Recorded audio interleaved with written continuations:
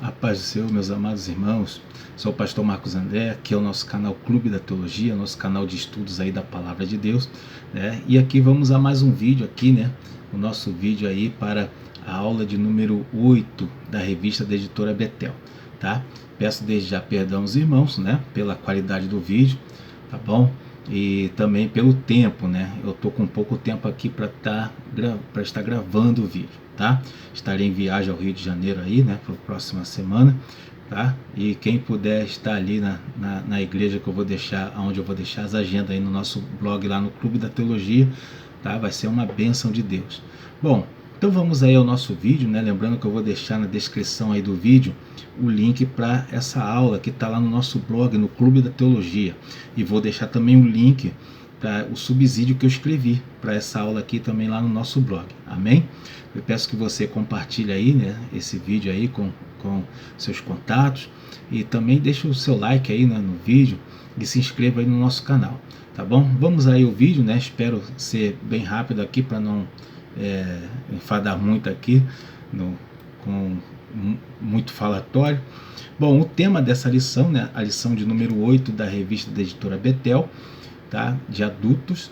O tema é mensagem contra os falsos profetas e os pastores infiéis. Bom, aí na introdução, já nessa introdução, eu coloco aí, né, como um foco, né, dando uma ideia de um objetivo aí para você.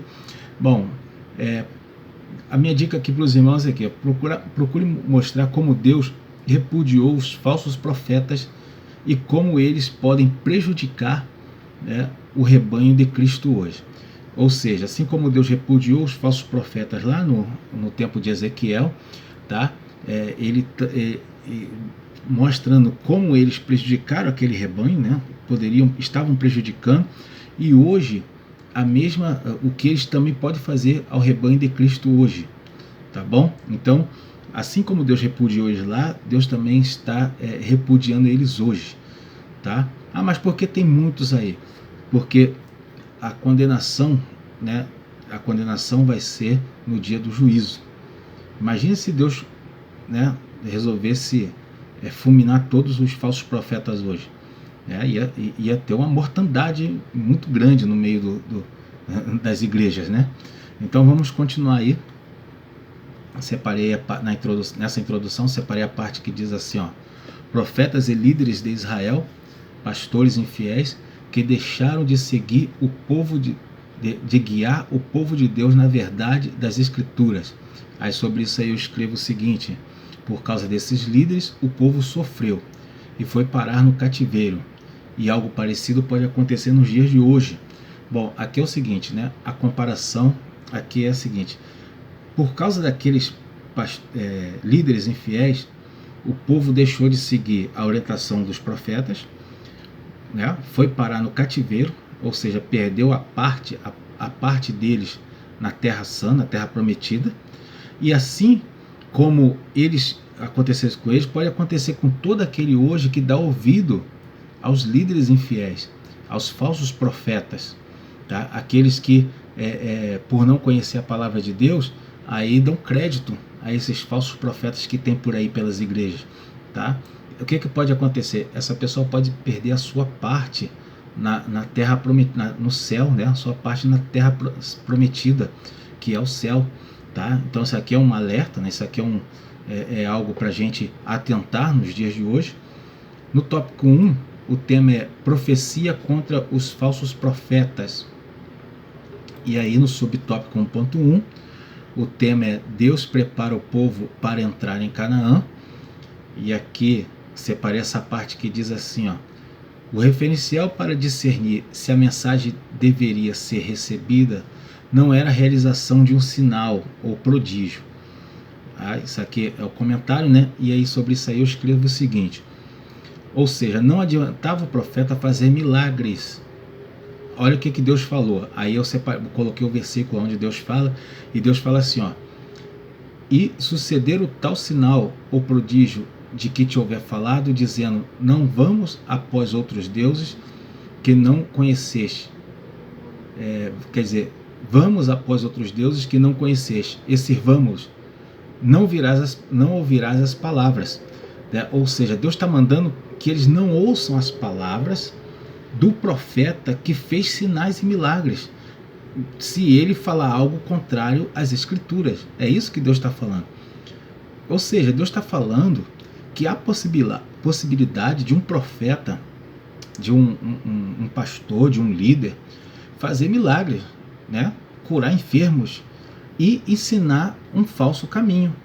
Há possibilidade disso? Há, porque o próprio Senhor está alertando lá em Deuteronômio que há essa possibilidade. Então, pode acontecer hoje de ir numa igreja, um pastor, e curar enfermos na igreja, e falar um montão de besteira, e falar coisa que não está na Bíblia? Pode acontecer isso, como está acontecendo agora, bem nesse momento enquanto eu estou falando com você. Então, se está acontecendo isso agora, olha a ordenança de Deus. Eu posso aplicá-la hoje? Claro que pode. Essa aqui é a sombra das coisas futuras, você pode aplicar hoje, né? Se alguém foi na tua igreja e realizou milagre e deu uma certa orientação, vê se essa orientação está batendo com a Bíblia. Se não estiver batendo com a palavra, então não siga, não dá ouvido a essa pessoa. Por mais milagre que ela tenha feito, ela andou sobre a água, flutuou no meio da igreja, não dê ouvido, porque é anátema, não é de Deus. Bom, então, continuando, né? Aí no 1.2, o tema é: o povo desprezou os profetas de Deus. Separei a parte que diz assim, ó: também não aceitaram a palavra de Deus que ordenava que se submetessem ao cativeiro. Sobre isso aqui eu escrevi o seguinte: o foco do Senhor era a ensinar toda a nação, e o cativeiro era a melhor forma de esse ensinamento ser colocado e assimilado por todos. Então era necessário o povo passar pelo cativeiro, porque a nação precisava aprender. Por que a gente sabe disso? Porque quando esse povo vai, depois eles retornam do cativeiro, a gente vai ver que a nação foi transformada. A gente vai ver que aquela nação modificou tanto a sua vida religiosa que eles passaram a buscar a palavra de Deus, né? Eles passaram a ir em direção a Deus, né? E a ser fiéis a Deus. Então isso aí que a gente aprende, a gente entendeu, né? Era necessário. Por isso o profeta Jeremias, ele fala para que eles se submetessem ao cativeiro. Mas o povo não deu ouvidos a isso, né? Infelizmente. Bom, 1.3, o tema é a atuação dos falsos profetas. Aí separei essa parte que diz assim, ó: os falsos profetas criaram na época uma falsa segurança nos judeus em Jerusalém. Bom, sobre isso aí eu escrevia o seguinte: ainda nos dias de hoje, as profecias falsas estão relacionadas à promessa de paz, tranquilidade, prosperidade e livramento, geralmente nada que envolva esforço, né? Já observou isso? Assim como lá no Antigo Testamento os falsos profetas prometiam tranquilidade, paz, bonança, livramento, hoje é a mesma coisa, não mudou nada, tá? Então eu fico desconfiado, né, quando profecia que só promete vitória, vitória, vitória, bênção, bênção, bênção, paz, tranquilidade e livramento. É uma coisa que a gente tem que ficar com um pouco o pé atrás nisso daí, né? Então é necessário ainda pedir confirmação, observar no crivo da palavra de Deus, né? Saber se essas coisas são mesmo de Deus, tá bom? E ter também, principalmente, uma intimidade com o Senhor, para você saber se é Deus que está falando ou se não é Deus que está falando. Bom, continuando, né? 1.3, a atuação dos falsos profetas. Separei essa parte que diz assim, ó: os falsos profetas criaram, na época, uma falsa segurança nos judeus em Jerusalém, né? Sobre isso aí eu escrevi o seguinte: ainda nos dias de hoje, as profecias falsas estão relacionadas... isso aqui eu acabei repetindo, né? Vamos para o 2. Profecia contra os pastores infiéis, tá? No 2.1, o título é a atividade de pastor. Aí separei essa parte que diz assim, ó: quando o Senhor Deus usou esta expressão metaforicamente acerca dos líderes do povo de Israel ou de outros, o povo bem entendia. Ou seja, Deus ele sempre, aí eu escrevi sobre isso o seguinte, né? Deus sempre fala de forma a levar as pessoas à compreensão. Sendo assim, o Senhor usava a linguagem e as expressões que o povo entendia. O povo poderia compreender o que significava ser um pastor infiel, né? Então a gente vai ver Deus ele usando durante toda a passagem bíblica, você vai ver Deus usando a linguagem que o povo entende. Por isso ele usa, né, pessoas ali que vai escrever sobre a sua época, né? E Deus vai permitir essas pessoas usar suas próprias linguagens, né? Suas expressões, colocar suas opiniões na Bíblia. Deus permitiu também, né? Alguns colocarem suas opiniões na Bíblia. O próprio apóstolo Paulo escreve, né? Isso digo eu, não o Senhor, né? Você vê João escrevendo e somente João fala que ele era o discípulo amado, né? Então você vai ver que Deus ele permite esses escritores, né, usarem, né, a linguagem que o povo entendia. E isso aconteceu naquela época, então o povo entendeu exatamente o que era ser um pastor infiel. O povo compreendeu, tá? Isso aqui é para a gente observar, né? A importância disso nos dias de hoje. Você que vai ministrar, você professor até para ministrar essa aula, use a linguagem que o povo entenda. Fale da forma como o povo compreenda. Amém? Se você tem uma classe, avalie a sua classe. A sua classe é de pessoas mais simples, mais humildes, né? Pessoas com pouco conhecimento. Você não pode usar tantas palavras rebuscadas, né? Você não vai poder apresentar um profundo conhecimento bíblico. Muita gente você vai criar barreira, né, para muita gente, vai deixar de ouvir, né, a mensagem, tá? E também o contrário também tem que ser observado. Aí você vai levar a palavra, por exemplo, numa turma de eruditos, né? Pessoas ali onde tem advogados, né? Médicos, pessoas de bastante conhecimento, né? Acerca de assuntos seculares. Aí você tem que estudar. Você tem que tomar cuidado para usar o português corretamente, né? O falar coisas inteligentes também, para não ficar aí, não cair no descrédito. Tá bom? Então a gente tem que usar o canal, né? A fala corretamente, o canal de comunicação correto com a turma, né? Com os ouvintes, tá bom? E isso aqui é um pouquinho, né, da aula de homilética, né? Bom, então vamos lá no 2.2, o tema é os pastores de Israel. Separei essa parte que diz assim, ó: nesse sentido, encontramos Davi sendo escolhido por Deus para apacentar o povo. Tá? Sobre isso aqui eu escrevi, né, que a gente vê que Deus ele sempre teve a intenção de colocar um guia, um pastor, um líder humano junto ao seu povo. Era a intenção, era o propósito de Deus. O próprio Senhor Jesus ele separou aqueles apóstolos para eles liderarem a igreja, né? Então esse pensamento dos desigrejados, de que Jesus não tinha intenção de constituir igrejas locais, isso é um pensamento falho, um pensamento furado, tá? O próprio Senhor Jesus ele queria instituir igrejas locais, né?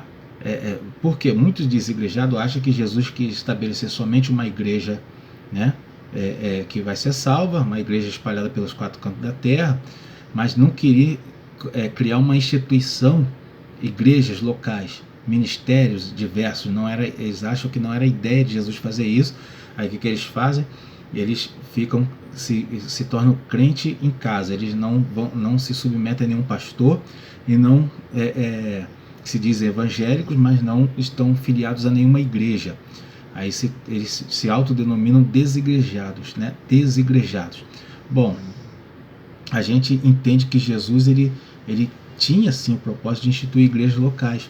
Quando ele manda as cartas, e aqui o melhor exemplo é esse aqui, quando ele manda as cartas para as 7 igrejas da Ásia, ele manda cartas para pastores daquelas igrejas, e são pastores locais, de Éfeso, né? Pérgamo, Esmirna, são pastores locais de igrejas locais, e o Senhor Jesus manda carta para essas igrejas. Então ele estava no propósito do coração de Cristo instituir pastores locais, né? Bom, então isso aqui é uma realidade, né? Para a gente tirar esse pensamento de desigrejado do nosso meio. Isso aí é uma visão errônea, tá? Bom, o 2.3, vou pular, né? Vamos direto para o tópico 3. E o tema desse tópico é ministros de Cristo fiéis. O subtópico 3.1 diz assim, ó, dons de Deus para a igreja. Separei a parte que diz assim, ó, pelo Senhor, por intermédio daqueles que Ele tem dado e capacitado pelo seu Espírito Santo. Sobre isso aí eu escrevi o seguinte, se referindo aos líderes da igreja na terra, significa que Deus é quem cuida do rebanho, mas Ele faz isso por meio de seus líderes, né?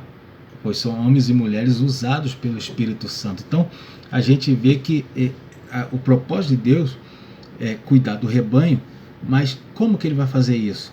Ele vai vir pessoalmente na terra? Ele vai, né, vai enviar anjo?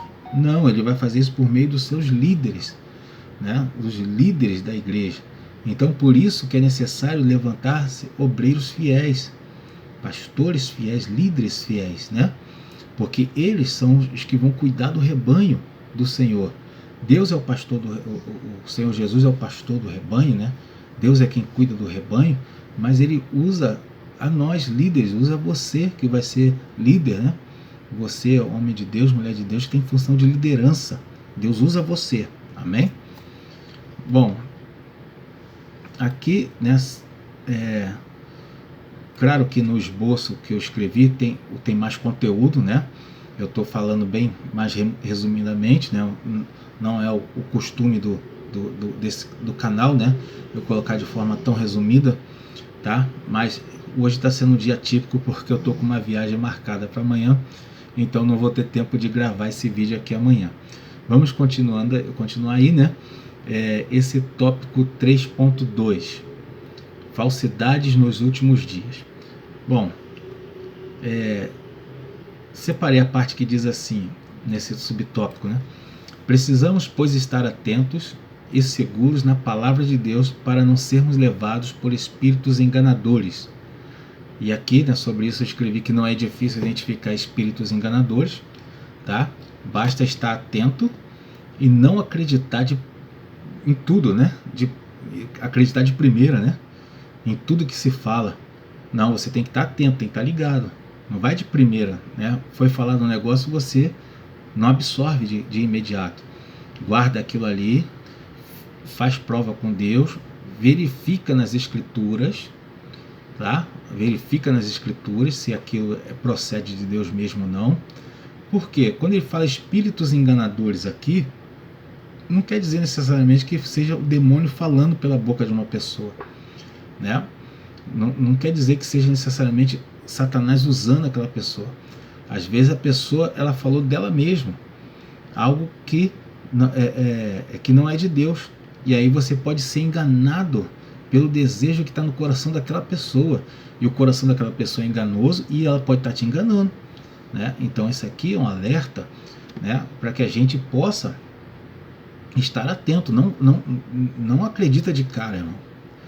Faça a prova primeiro, né? E um outro detalhe, você tem que conhecer as escrituras. Você tem que analisar tudo conforme a palavra de Deus. Mas como é que a gente vai identificar o erro se a gente não conhecer a palavra de Deus, né? Então aqui é necessário você estar atento, né? Nós estarmos atentos, e os líderes, você que é líder de igreja, tá? Ou que vai ser líder de igreja, é extremamente necessário ensinar as escrituras na tua igreja. Aulas mesmo, escola dominical, puxar o povo para o estudo, tá? Torne o culto de estudo, de doutrina, um culto, né, relevante na sua igreja, tá? Com bons estudos, bons ensinamentos, e crie a cultura do povo de estudar, de ler Bíblia, porque isso é necessário para o povo. Bom, separei também essa parte que diz assim, ó, temos a Bíblia completa, né, o Espírito Santo habitando em nós, os dons ministeriais. Bom, sobre isso aqui é o seguinte, ele fala, temos a Bíblia completa, porque na época que o povo não seguiu, né, quer dizer, o povo estava ali no cativeiro e não seguia as orientações, né, caía no engodo dos falsos profetas e dos pastores infiéis, eles tinham só o Antigo Testamento. Mas nós não. Olha os benefícios que nós temos. Nós temos a Bíblia completa, temos o Antigo Testamento e o Novo Testamento. Nós temos a revelação da graça, a revelação plena de Cristo no Novo Testamento. E não só isso, temos o Espírito Santo habitando em nós. E não só isso, temos os dons espirituais. Olha só, e como é que a gente está fazendo com tudo isso? Será que a gente está sabendo aproveitar? Ou estamos sendo enganados e deixando o povo de Deus ser enganado pelos falsos líderes e falsos profetas que tem por aí espalhado? É verdade, irmão. Eu vejo tantos pregadores aí de modinha, pregadores que não têm experiência para estar num púlpito e falando e pregando e falando cada umas baboseiras, umas coisas que não tem sentido nenhum, e eles estão falando. E por que eles estão ali falando? Por que eles estão ali enganando o povo? Exatamente porque tem pastores que financiam eles para estarem ali, né? Porque eles agitam o povo, porque eles levam, né, tornam o culto animado, né? Porque eles têm boa oratória, né? Então a gente vê que a culpa é muito dos pastores também, né? A gente vê um montão desses que estão por aí, né, pregando em tudo que é igreja e cantando em tudo que é lugar, muitos deles se desviando, muitos deles casamento destruído, muitos deles em adultério, bebendo, né? Então isso aí, o povo de Deus tem que estar em alerta. Você que é pastor, se certifique se aquele que você chamou para pregar, se ele é do reino de Deus mesmo ou não. Se certifique disso. Você que é líder, tá? Faça o crivo aí para quem são aqueles que vão ministrar no púlpito da tua igreja. Amém? Eu já vi, né? Já comentei isso, eu já vi alguns arruinarem os cultos. Por quê? Porque não houve o devido cuidado do líder, dos líderes, tá? Então, esse aqui é um estudo sempre em forma de alerta, para nós aprendermos, né, a palavra de Deus e poder trazer o povo para o verdadeiro evangelho. Amém? Peço mais uma vez perdão pela qualidade do vídeo, perdão pelo áudio, né, porque nós estamos com um pouco de recurso limitado aí no momento. Mas Deus abençoe a tua vida, tá? Obrigado por ter acompanhado o vídeo até aqui. Deixa o seu like aí, tá bom? Se inscreva aí no canal, caso não seja inscrito. E se você puder contribuir, né, vai ser muito bem-vindo aí. A chave Pix está na descrição do vídeo, tá? E até o próximo vídeo aí, né? Que Deus abençoe a sua aula e seja uma maravilha do céu. Amém.